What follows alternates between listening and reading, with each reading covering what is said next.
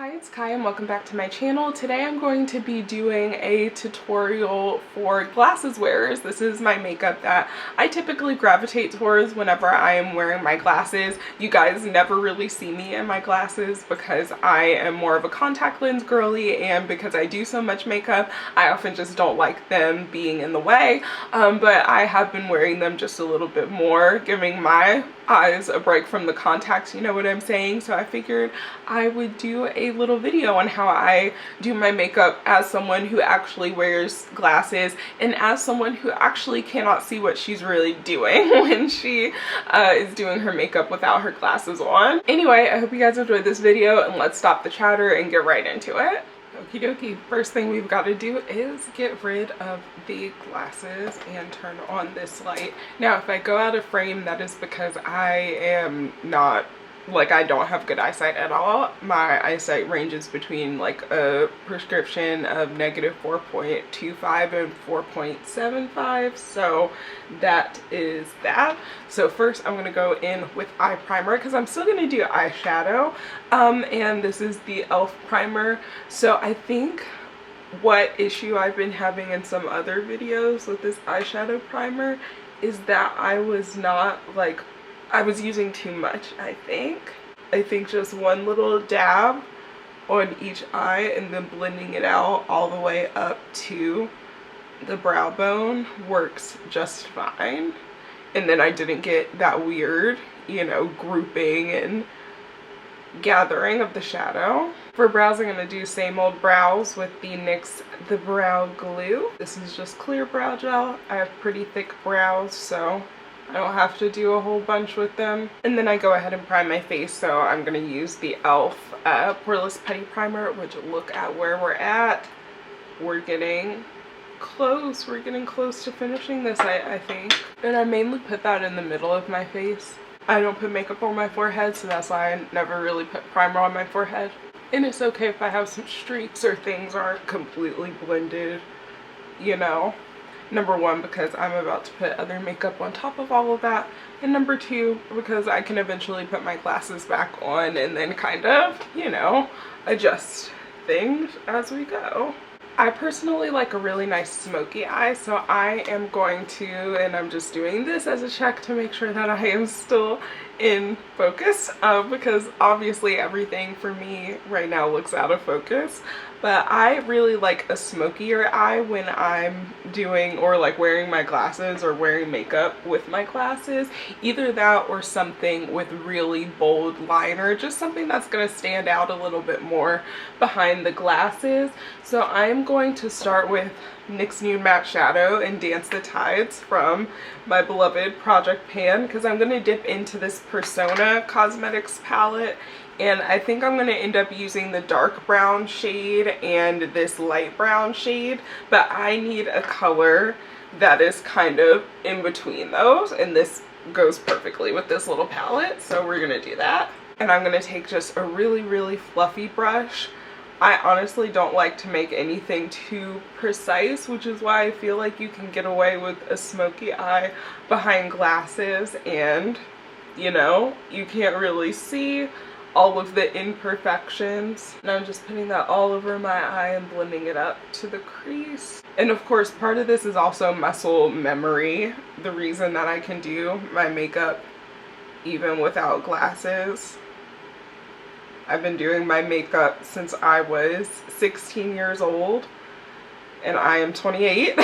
So now a good little portion of my life, almost as much of my life, I've been doing makeup as the amount of my life that I haven't. So if you're not great at doing your makeup, or you feel like your makeup doesn't look great when you do it with your glasses, number one, most people are not going to notice the imperfections that you notice, so you don't need to be super hard on yourself with it at all. Number two, of course, it's just makeup. I know it's a way that we all use and love to express ourselves with, but at the end of the day, it's nothing. Like, I've had to again tell myself this multiple times or a lot throughout the years, it's nothing to necessarily get like up in arms and super upset about. And generally, even when your makeup comes out a way that you don't exactly love, it's often very minor tweaks that need to be made to make it like better for you, you know what I'm saying? So, and again, that's often something that you can, as you go along, just put your glasses on, kind of give yourself a little check, take them back off, or do what I do, which is usually just wait until the end of my doing my makeup. Now on the little persona brush, I'm going to take the shade dark brown and start that towards my lower lash line, the thickest, and then start bringing it and pulling it up. All eyes on me in the center of the ring, just like a circus. And then going back in with the first brush, and I probably won't do like an all out smoky eye today. Just like a slight-ish smoky. Ouch, I just hit on my eye with the brush. I'm just gonna go in between those two shades until I get the pigmentation that I want. And I'm gonna take just a hair of the darker brown and feather that up into the crease as lightly as I can, just whatever is left over. And I actually don't think I'm going to use the light brown shade for anything. I think I like these two shades by themselves. I think I'm liking where things are at with this. Yeah, it's like a very minimal smoky eye. And I am going to add just a little bit of black eyeliner. This is of course the Pixie one from, you guessed it, my Project Pan. Let me see if I can actually find a liner brush. Ooh, only on the second try. And I'm just going to, as lightly as I can and as tightly as I can, to my lash line, while not really being able to see much of what I'm doing. And I'm just taking it this way so that I'm not getting too much of the liner, because this is a fairly creamy liner, so I can get away with doing it that way. Miss Gingy, please do not open the door. That's not very nice of us. Okie dokie, boring part as per usual. Maple from Too Faced. Oh, no, now I have to go change my sweater. No. Back with a similar but different sweater, because I dropped the wand of my concealer and consequently it got all over that other sweater. But again, going in, it's so hard to get what's in the bottom of this out because there's not much left on the sides, right? It's basically all pulled out the bottom, but for whatever reason, you know, the actual component does not dip all the way in the bottom. And that is something that, again, I've been talking about in a lot of videos, just here and there, or maybe not talking about, musing about is probably the better word for what I've been doing. But I have been musing, pondering all of the things, how so much makeup packaging is just inherently designed for you to never use the whole product. Like, honestly, the most usable or sustainable packaging, if you want to define sustainability by the ability of being able to, you know, get all of the product out of the component and use up the whole entire thing, is probably glass jars and pots and stuff. But then with those, I feel like you run into the issue of them drying out inevitably. So are you able to use the entire pot? Probably not. Most people, well, if you have a healthy makeup collection, you know, you don't have 10 million different potted products, then maybe that is, you know, possible to finish an entire potted product before it, you know, dries out. But for a lot of us who have larger collections, you know, more than just a few eyeshadows, which is, I don't want to say it's necessarily okay, because I do realize that there is a certain level of you're never going to be able to finish all of that makeup. You're never going to be able to use all of that up in your lifetime. Like, trust me, I'm aware it's something that you kind of have to, Kosas Cloud Set, you know, reckon with and deal with. I think as far as like environmentally, probably the companies and private jets and things like that are doing more harm environmentally, but I can't necessarily say, because, you know, a piece of it is that the more that we buy of these products, the more that they keep launching. Like, if the supply and demand, if the demand's not there, the supply won't be. But then there's also a part of me that is definitely like, people should be able to enjoy certain things, you know, like I am a vegetarian and try to, you know, eat consciously that way, regardless of, you know, how some vegetarians or even vegans, like, there's the debate of like how much water production is going into vegetarian and vegan products versus going into the livestock and all of that type of stuff. There's basically semantics to everything. There is no clear cut yes or no answer to any of this, but without derailing hopefully too much from my original point, which I may have already been a little bit too late for, if I'm being honest. As I'm trying to say, everyone has their vices, and while there is definitely responsibility on the part of consumers to not create more demand for products, we're only going to see more celebrity makeup brands. And I feel like this is a really good example because of how much hate celebrity makeup brands get. Like, every single time a new celebrity comes out with one, they're like, oh, does that celebrity even like makeup? Are they even really known for their makeup? And the reason that celebrity makeup brands keep coming out is because, on the whole, celebrity makeup brands have been fairly successful. People are buying from them. We're seeing plenty of indie brands and even like longer standing beauty brands go out of business, while these celebrity brands are doing just fine, it seems. I've talked about the concept overall about like personal accountability, especially in the social media era. I have a Substack that touches on those things, but it's like you can extrapolate it from the social media aspect to just the, you know, general everything feeling like a walking advertisement. You know what I'm saying? Anyway, enough yammering about that. Too much thought. A bitch wears her glasses once every, you know, blue moon, and she starts talking like she has a brain.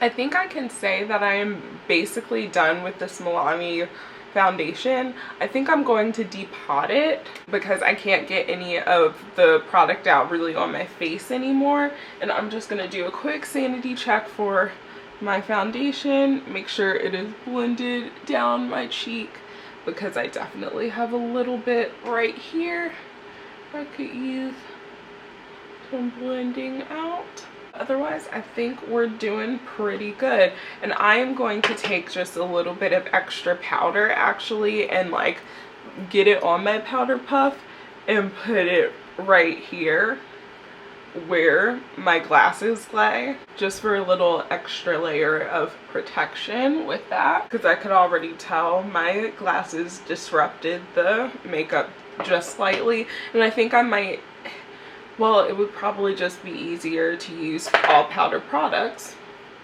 That is an option. So butter bronzer, that's already powder, and then using a powder blush instead of a cream blush. Wow.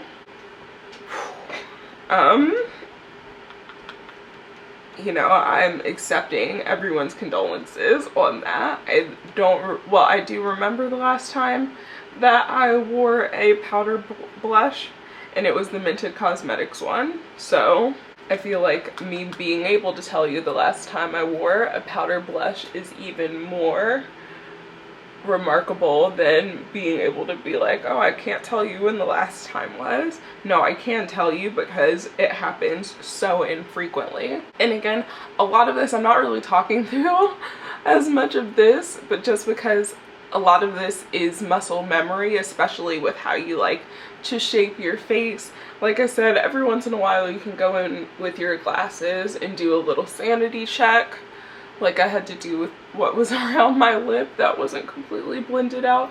But generally, you know your face, you know what makeup looks best on you, and if you're still discovering that, then I have other videos that can probably be helpful as well with kind of figuring out how you like to do your makeup. I do different styles of makeup, smoky eyes, natural glam every day, you know. So, and of course there's plenty of other people all along YouTube, the internet just in general, who, you know, can tell you, oh, for your face shape, like try this. This is just what I like for my face personally. Miss Gingy, please, no opening the door. I don't want to use my Mented blush because I use that all the time. Like literally all the time. Someone just like you is me, somebody like me. Let's try this Sunset Passion from Milani. I'm gonna just refocus my camera because I don't know whether it's in focus.